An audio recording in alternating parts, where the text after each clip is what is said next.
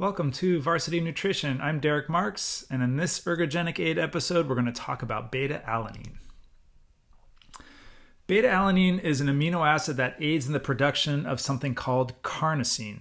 Carnosine in our muscles is a dipeptide that acts as a pretty potent buffer of acid in the muscle. And so when we are performing especially high intensity exercise, the development of acidosis, often referred to as metabolic acidosis, that acidosis will be a source or a cause of fatigue.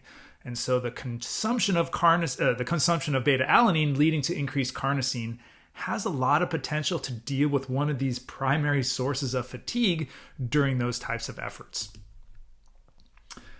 The benefits, therefore, of taking beta alanine, improved buffering capacity equals greater high-intensity efforts, or for more improved high-intensity efforts before the onset of fatigue. It kind of works like creatine-ish, very different mechanism, but it does allow you theoretically to sprint longer before that sprint slows down. So that improved buffering capacity can be really beneficial for athletes who do intermittent sort of high intensity efforts for sure. The drawbacks of beta alanine, there's two of them. One of them is that it does take quite a while of supplementation before an athlete will really experience or see the effects, or maybe feel the effects. General consensus is at least 3 weeks of daily use. So take beta alanine every day. We'll talk about that on the next slide. One other drawback, and it's not necessarily a drawback, but it is a side effect, and something called paresthesia. And paresthesia is that pins and needle feeling, like if you sleep or sit on your arm in a weird way and you kind of get the prickly feeling. When you take beta alanine, you will get that. Some athletes get it like as a whole body type of feeling. Some people just get it on certain body parts. It usually only lasts anywhere from 5 to 30 seconds. It kind of depends. It's not dangerous at all. It is an interesting sensation. Some people love it. Some people are kind of annoyed by it, but it is a common side effect, or almost a consistent side effect, of using beta alanine.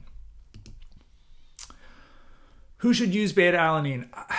Generally you'd argue for high intensity athletes. So athletes who are doing these high intensity repeated efforts. Mixed sport athletes, sure, absolutely. I'm thinking soccer, basketball, lacrosse, football, rugby, all those sports for sure. Other more consistent sports, I think, like a cross country runner, I see a benefit of taking beta alanine. Your efforts, especially on the high end, are going to be affected by an acidosis, right? Acidosis, even in an endurance effort that is going to the highest level, thinking towards the end of the race especially, beta alanine has potential there to help you. And again, following the rules, it's not going to hurt you. It's not banned. It is effective. And if you take it even as an endurance athlete and don't experience a benefit, you haven't really lost much. So how do you use it? Generally recommended to take pre-training. 2 to 5 grams pre-training is ideal. Use it on off days. Like I said, kind of like creatine, it takes a while to sort of get to highest concentrations. It's even slower than creatine. So when you take beta alanine, take it consistently. That 2 to 5 gram dose covers most weight ranges. So thank you.